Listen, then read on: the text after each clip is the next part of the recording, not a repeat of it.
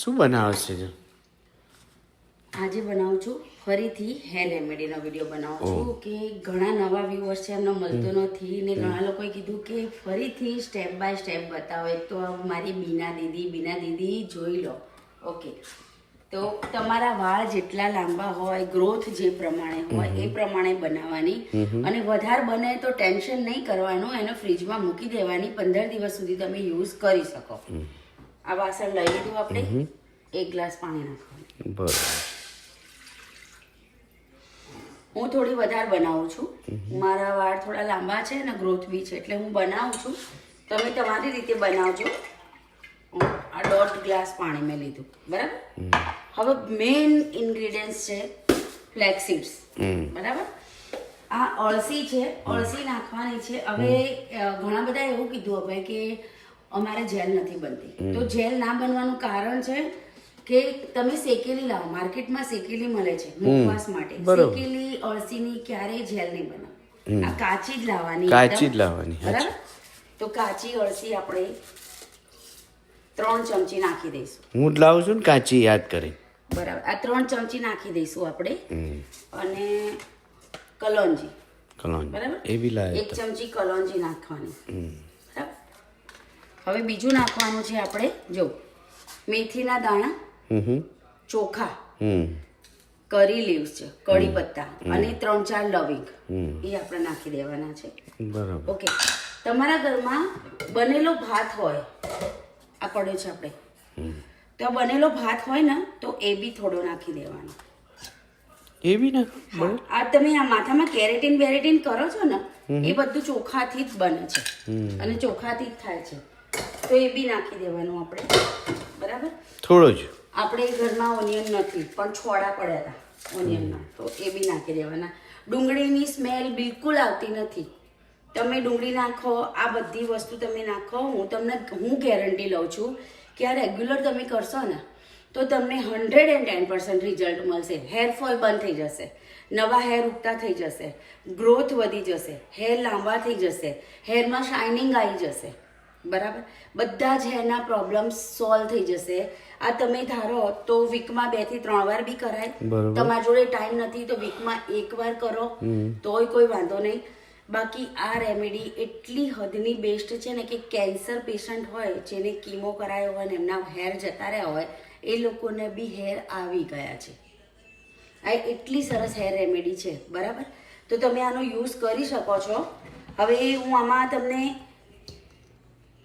હિન્દી અને ઇંગ્લિશ બંનેનું હું લખી દઈશ, એટલે જે હિન્દી અને ઇંગ્લિશ જ સમજે છે એ લોકોને બી ફાયદો થશે. આ રેમેડીમાં હું નીચે લખી દઈશ.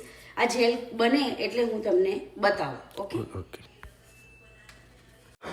હવે જુઓ આ રીતે ઉકળે છે પાણી, બરાબર. બધું જ આપણે ઉકાળીએ છીએ, બરાબર.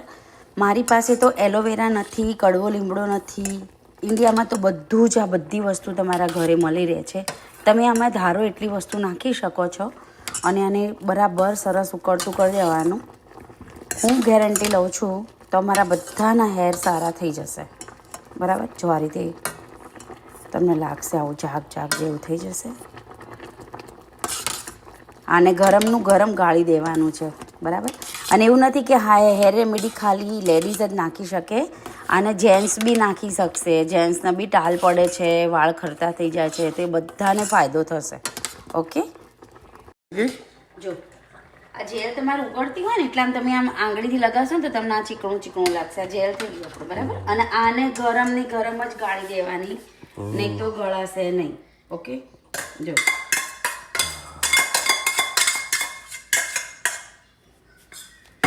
અને આને આમ દબાઈ અને લઈ લેવાની.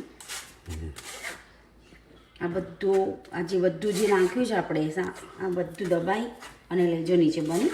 હવે ઠંડી થાય ને એટલે બધું આની અંદર તમારા ગમતું કોઈ બી તેલ નાખી દેવાનું. હું કોકોનટ વાપરું છું, તમે કોઈ બી વાપરતા હોય 2-3 ચમચી નાખી દેવાની અને આને બધા વાળમાં લગાવી દેવાની. અને 45 મિનિટથી કલાક સુધી રાખો અને શેમ્પૂ ને કન્ડિશનર બંને કરી દેવાની. ઓકે, બધા મને સવાલ એવું કરે છે કે ક્યારે નાખવાની. તમારા વાળ મેલા હોય ને ત્યારે બી નાખો, ચોખ્ખા હોય, કોરા હોય ત્યારે આનો કોઈ ટાઈમ નથી.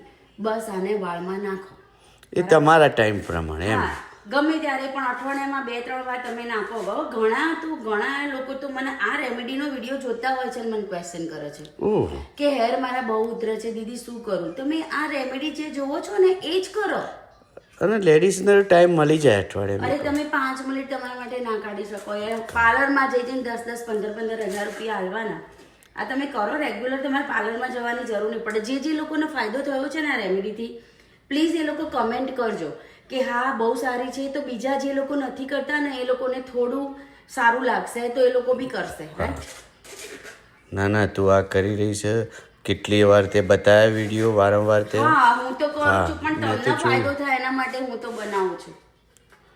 હજી બી સવાલ કરશે જ લોકો કે કઈ રીતે બનાવી એ. કઈ નહીં, હું તો બનાવીશ, બતાવીશ. મને તો આપણે તો ફાયદો થાય એ બતાવવાનો. હા, બધાને ફાયદો થાય છે. હા ના, રિયલી ફાયદો થાય. જો બની ગયા. હવે આની અંદર આપણે કોકોનટ ઓઇલ નાખી દઈએ. હા નાખી દો. ગરમમાં નાખી દઈએ. ઉભા હા સર. સારી બની છે ને? હા ઠંડી થવા દેવી પડશે હે ને. જો હું આ તેલ રાખું છું તો હું નાખી દઈશ. આ કોકોનટ ઓઇલ બી આપણા સ્કિન માટે, હેર માટે કેટલું સારું છે. કિચનમાં બધું મળી રહે છે. પાર્લરમાં જઈને ખર્ચા કરવા જોઈએ. પાર્લરવાળા બધા મારી પર ગુસ્સો ના કરતા. લગ્ન પ્રસંગ હોય તો પાર્લરમાં જવું પડે પછી તૈયાર થવા. હું બી આવીશ, મને બોલાવજો. જુઓ આ બની ગઈ. હવે ઠંડી થાય ને એટલે હું તમને બતાવું. આ કમ્પ્લીટ જેલ બની ગઈ છે. આને બધા પાંથીએ બધા જ હેરમાં લગાવો. અંબોળો વાળી દો તમે, માથામાં બન વાળી દો અને ઘરનું કામ કરો અને ભૂલી જાઓ તમે. આને તમે સ્કિન ઉપર બી લગાવી શકો. જો આ શાઇનિંગ આવશે. ગરમ હશે હજી? ના નથી ગરમ. આ એટલું બધું ફાયદાકારક છે ને સ્કિન માટે, હેર માટે. તો પ્લીઝ આનો યુઝ કરો. અને ક્યાંથી મારો વિડીયો જુઓ છો એ કમેન્ટમાં મને કહેજો. ઓકે, તો આ લગાવો. આ જેલ બની ગઈ છે. ઓકે, તો ફરીથી એકવાર મેં તમારા બધા માટે વિડીયો બનાવ્યો. તો પ્લીઝ મને કહેજો કે રિઝલ્ટ કેવું મળે છે. Okay, bye bye, tech